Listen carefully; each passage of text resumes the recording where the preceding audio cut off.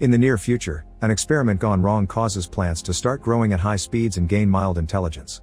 They begin attacking animals, but soon they move on people and start taking over cities all around the world. After just 1 week, all that's left of society are ruins and shelters. 1 year later, plants occupy more than 80% of the land area. Hao and his daughter Yuan missed the last evacuation, and now they try to survive by living in the ruins. One afternoon, Yuan finds a dog that reminds her of the pet she used to own and ignores her father's warnings not to go after it. Hao worries because the sun is about to set and the plants come out in the dark to attack, so he immediately goes after her. He finds her staring at a tree that has a bunch of bodies caught on its vines, and Hao picks Yuan up to run away as the vines begin going after them too. They rush through the woods, and when the vines are about to catch them near the cliff, they jump onto a large truck that they use as a bridge to go back to the place they call home nowadays. Yuan wonders if she's being a troublemaker and if it had been better if her mother had survived instead of her. Hao assures her she's doing fine, then he gives her his watch so he can keep track of her. Lastly, he sings the happy birthday song until she falls asleep. Afterward, Hao goes back to use his radio to try to find other survivors and falls asleep in the process. This causes him to miss two things: the plants are getting closer to the apartment, and the joint forces send a message announcing a plan to reclaim Earth. Hao begins to dream about the day of the catastrophe. He, Yuan, and his wife Yin had been stuck in traffic for hours, and Yin wouldn't take her eyes off the computer because she was very worried about her project to prevent desertification. Yuan didn't mind seeing her mom working because she saw this as saving the world. Suddenly, they see people running away and birds acting weirdly. Yin gets a call from her lab saying the plants they were working on began losing control. At that moment, the ground starts shaking and wounded people scream as they reveal there's a giant vine coming after them. Back in the present, Hao wakes up when he realizes the screaming is coming from Yuan. The vines have broken through the floors and are reaching for the bed, taking it and the girl away before Hao can do anything. Yuan's still wearing the watch, so Hao wastes no time and goes back outside to track her. The signal takes him to an old building full of plants, where he finds the watch on the floor. Hao moves deeper inside while using a UV light to keep any plants away and finds a body on a chair, but thankfully it's not his daughter. At that moment, Hao hears Yuan scream and runs into another room, where he finds her defending herself with a UV flashlight that is about to run out of batteries. Hao throws his own flashlight at her, then tosses a piece of furniture to distract the vines. Next, Hao approaches the window, which has been sealed, so he begins hitting it to let the sunlight in. As the vines begin closing around him, Hao finds a fire extinguisher on the floor and throws it at the window, finally creating a hole big enough that allows sunlight to get inside and scare the plants away. The vines drop Hao and he hits his head when he falls on the floor, causing him to have more flashbacks. On the day of the catastrophe, Yin made the family return to the lab so she could pack up her experiment. It was this testing that caused the plants to evolve in the first place, but Yin thought she could modify the formula to weaken the plants and at least make them weak to sunlight. She also pointed out that the plants were all connected to a root network. The small plants in the lab were starting to react as well, and suddenly a wall crumbled to reveal giant vines that captured Yin.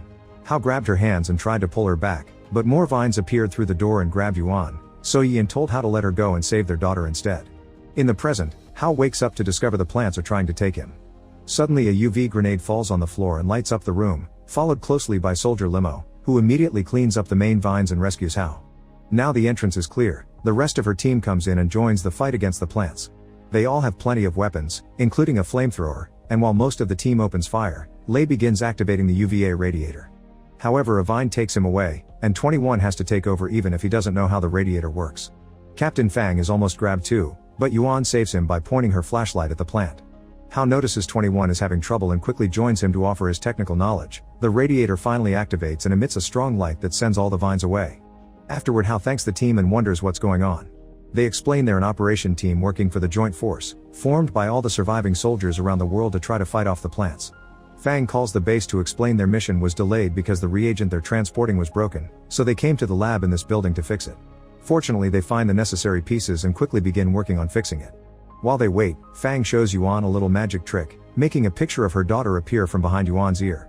Unfortunately, he lost her during the catastrophe, making Fang wish he could adopt Yuan instead, which makes Hao uncomfortable. 21 and Limo explain to Hao that scientists found a huge root network underground that will end humanity when it breaks out, an event they call the Green Tide. There are 54 hours left before this happens, so various teams around the world must find access to the root and inject it with hydrazide reagent, which will work as a permanent plant sedative. These predictions are based on biological signals, and Hao tries to point out Yin had discovered those signals are unstable and can't be trusted, but he isn't taken seriously. Suddenly the building begins shaking and a vine breaks the floor, bringing down the UV light and causing a few people to fall through the hole. The soldiers open fire in the darkness of the room while on the floor below, Limo checks on Lei to find him severely wounded. Hao and Yuan have fallen as well and notice a giant snake-like plant coming closer. This plant is blind and hunts by following sound. The reagent fell away from them and Limo needs to retrieve it, thus the trio decides to move as quietly as possible. Hao and Yuan manage to walk over the plant's body without trouble, and once they reunite with Limo, they finally grab the reagent, but this accidentally moves some jars on the floor and makes noise. The plant turns around to go after them and the trio runs to hide behind a table, but since the plant keeps coming closer, they have no choice but to split. Yuan walks backward and accidentally hits a shelf that makes more noise, causing the plant to go after her. Scared, Yuan runs away and ends up falling, so Hao and Limo rush to put themselves between her and the plant. At that moment, Lei shows up opening fire on the plant, and when the monster catches him, he tells the trio to run before activating a grenade to bring down the plant with him. The force of the explosion forces the trio and the reagent out of the building, and shortly afterward, the rest of the team joins them. Because of Lei's sacrifice, they don't have anyone to handle the reagent, and Fang asks how to be their new engineer. Hao refuses because his priority is taking care of his daughter. Gui is furious because he sees Hao as selfish, and Fang points out that if he doesn't come they'll die anyway, but Hao is firm on his decision. Limo cuts in and says they should let him go, admitting she remembers what it was like to lose her brother. The team begins going away, and Yuan announces she wants to join them because her mother would have wanted her to help save the world. Now Hao has no choice but to come along as well. As the group walks through the city, they come across a broken Ferris wheel, and Hao tells Yuan that's where he had his first date with Yian, promising to take Yuan to an amusement park after they save the world. This inspires Stone to ask Jing on a date after they save the world too, but Jing turns him down. Stone doesn't give up and gives her a special good luck charm that his mother made for him to gift his future wife, but Jing doesn't want it either and tosses it back to him. Moments later, the weather starts changing again and all the birds in the area fly away. 21 receives a message from another team announcing the green tide is coming earlier than expected, confirming Hao's point that the biological signs couldn't be trusted. As an earthquake hits the area, a building starts to fall, and the group runs away just in time to avoid being hit.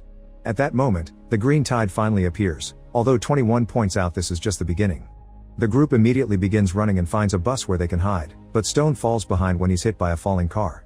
The earthquake opens a rift in the ground and Stone now can't rejoin the team, so he runs as close as possible to the edge and throws the reagent at Jing before the plants kill him.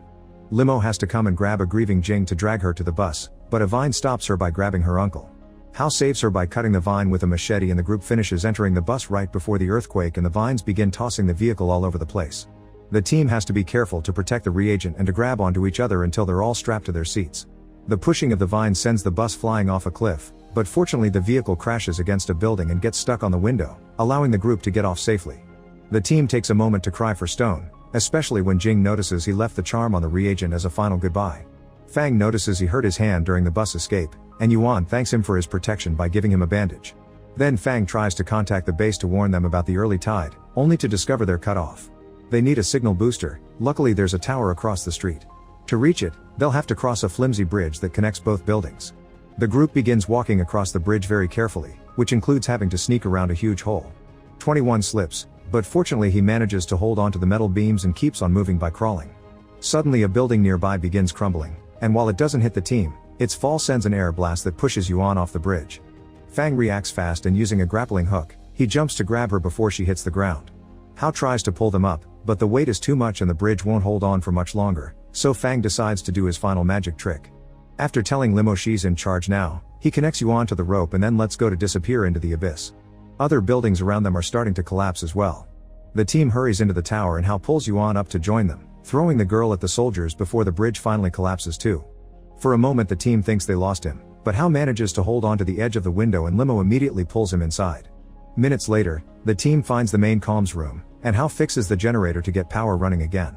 21 connects his computer and contacts the base, but when Limo tries to inform them of the early tide, the commander reveals they already knew about it because all the other teams are having the same trouble. According to their new calculations, they only have 4 hours left. While the team discusses how to proceed, a message from the High Command of the Joint Forces begins broadcasting to the entire world. He explains their scientists have discovered the root network has created a protective barrier on its periphery using underground plants and microorganisms, meaning their reagent won't be able to penetrate it. Since nuclear weapons aren't an option either because Earth can't withstand the effect anymore, they've decided to cancel the mission. 21 uses an egg to explain how the protective barrier works to his team, which gives Hao an idea. He takes over the conversation and gives the world a heartful speech about all the loved ones that they've lost so far and the promises he's made to his daughter on her birthday, begging for one more chance.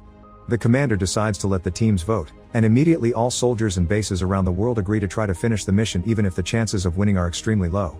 Limo's team leaves the tower and crosses the city to reach the launch station, which contains a gigantic drill. The green tide is coming closer, so the team rushes to connect the reagent to the drill and send it underground. Unfortunately, the scientists were right and the drill can't break the barrier. The same thing happens to other teams around the world. The plants begin attacking the stations and jam communications, and a sudden noise announces the neighboring volcano is getting active. Limo explains this station is powered by this volcano's geothermal energy through 4 sets of maintenance systems underground, and how points out the volcano's magma could be used to destroy the barrier. 21 finds a map of the station on the system and Gui finds a box of explosives, thus they agree to enter through the main access point and blow up the whole maintenance system. Hao volunteers to go as well because he's the only one that knows how to handle machines. Yuan begins crying, and Hao promises her he'll be back soon. Gui, Limo, and Hao take the elevator to the access point, which 21 unlocks from the computer. They can feel the heat as soon as they arrive, but when they enter the corridor, they discover is full of plants. The trio immediately begins fighting, and in the struggle, Gui drops the bomb, accidentally causing it to start the detonation countdown. A vine grabs Hao's leg and Limo cuts it off, but now Hao's hurt and she has to help him walk. As the two of them move back, Gui decides to follow Lei's sacrificing example, letting the plant capture him to activate a grenade and bring it down with him. While teams all over the world give up and wait for the green tide to take them, Hao and Limo reach the maintenance system. Hao sends Limo to find something to break the door lock, but as soon as she leaves him, Hao opens the door with one of his tools and locks it from the other side. Limo tries to open the door, reminding him this is her task, but Hao only asks her to take care of Yuan before running away with the bomb. Crying her heart out, Limo runs back to the elevator and reunites with the others to bring the bad news. The vines continue to make the whole area shake and falling debris knock Hao for a few seconds, but he's woken up by a new broadcast that tells humanity goodbye. Hao can't let that happen, so he drags his body to the final room in the maintenance system and uses the security camera to say goodbye to Yuan, who is crying and saying she doesn't want her dad to save the world anymore. At that moment, the bomb explodes and allows the magma to come in, effectively breaking the barrier. The reagent finally gets drilled into the root network, causing the plant to begin collapsing all over the world. As humanity begins celebrating, the team leaves the station to watch the plant die, and Yuan reminds everyone that this tragedy was a warning for people to start treating the planet better. Make sure to subscribe and turn on notifications so you can watch more videos like this. Thanks for watching.